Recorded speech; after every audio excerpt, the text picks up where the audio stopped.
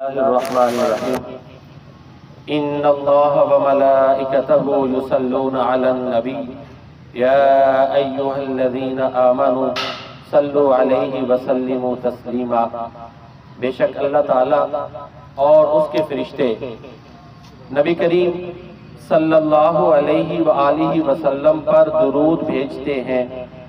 اے ایمان والو، تم بھی آپ صلی اللہ علیہ وآلہ وسلم پر درود و سلام بھیجا کرو۔ کائنات میں ہمارے اوپر اللہ تعالیٰ کے بعد جس کا سب سے زیادہ احسان اور انعام ہے وہ پیارے نبی کریم صلی اللہ علیہ وآلہ وسلم ہے۔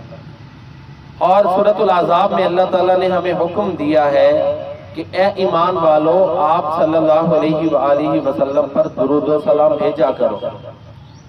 دیکھیں، درود و سلام بھیجنے کا جہاں ہم اپنی محبت کا اظہار کرتے ہیں، عقیدت کا اظہار کرتے ہیں کہ آپ کے ہمارے اوپر انعامات ہیں، اللہ تعالیٰ کا یہ حکم ہے، نبی کریم صلی اللہ علیہ وسلم کا ہمارے اوپر اللہ تعالیٰ کے بعد سب سے زیادہ احسان ہے، اس پر ہم عمل کرتے ہیں۔ ایک تو اللہ تعالیٰ کے حکم پر عمل کرنے کا ثواب، دوسرا ہماری عقیدت کا اظہار جب ہم درود و سلام آپ پر بھیجتے ہیں، محبت کا اظہار، تیسرا نبی کریم صلی اللہ علیہ وسلم کے جو احسانات ہیں ان کا ہم اعتراف کرتے ہیں، اور ظاہر ہے ان کے احسانات کا بدلہ جو ہے وہ اللہ تعالیٰ ہی دے سکتے ہیں۔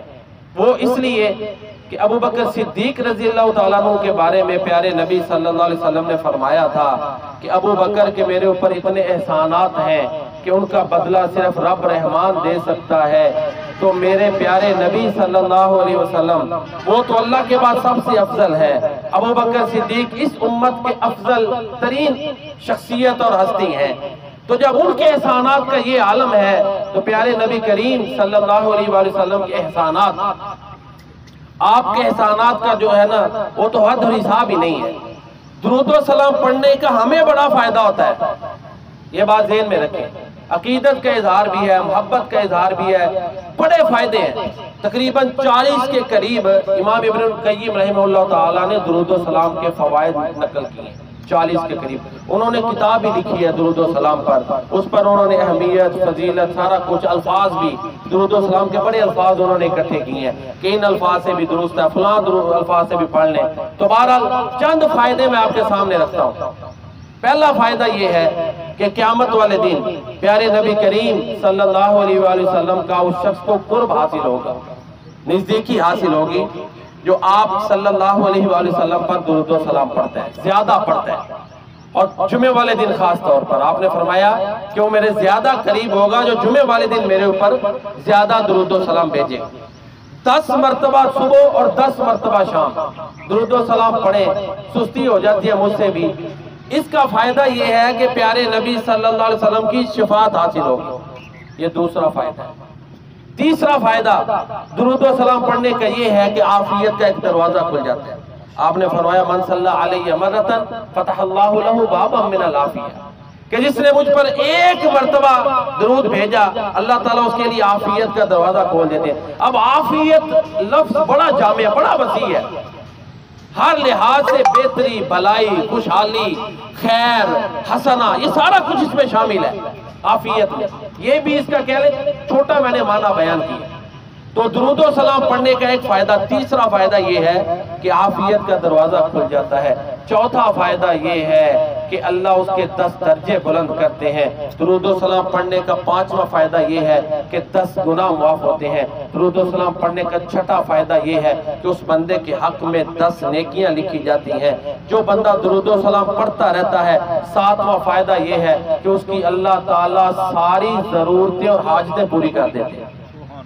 ابی بن کعب رضی اللہ تعالیٰ عنہ کی مشہور حدیث ہے، اس میں آتا ہے کہ انہوں نے پیارے نبی کریم صلی اللہ علیہ وسلم کی خدمت میں عرض کی، اللہ کے رسول میں 1/3 تقریباً اپنے اوراد کا جو ہے نا حصہ وہ درود و سلام پہ مشتمل رکھتا ہوں، کیا یہ کافی ہے کہ زیادہ کرو؟ آپ نے فرمایا درست ہے، زیادہ کرو گے تو تمہارے لیے بہتر ہے۔ حتیٰ کہ انہوں نے کہا کہ جتنے بھی نفلی اذکار ہیں وہ صرف درود و سلام پہ مشتمل ہوں گے۔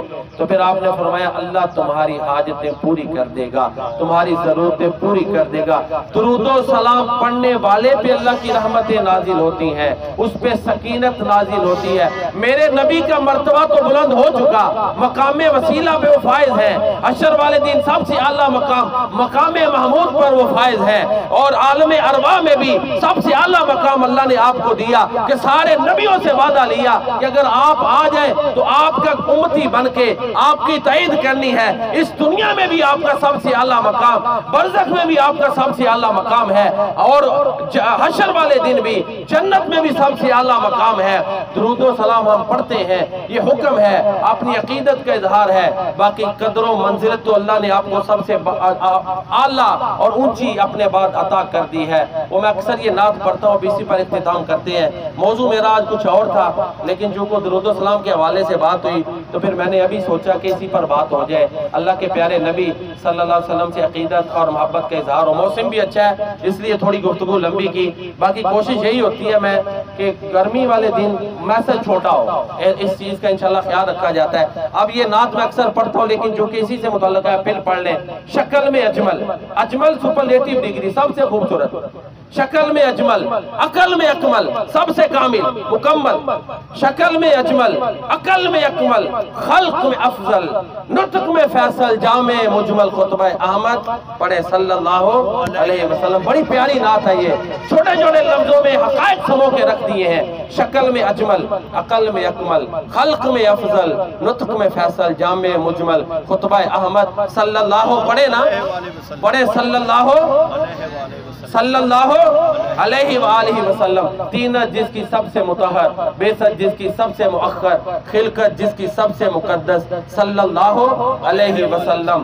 کفر کی ظلمت جس نے مٹائی، دی کی دولت جس نے لٹائی، لہرایا توحید کا پرچم، صلی اللہ علیہ وسلم۔ راہ میں کانٹے جس نے بچھائے، گالی دی اور پتھر برسائے، اس پر چھڑکی پیار کی شبنم، صلی اللہ علیہ وسلم۔ ماشاءاللہ، سبحان اللہ۔ اللہ تعالیٰ اس حاضری کو قبول فرمائے۔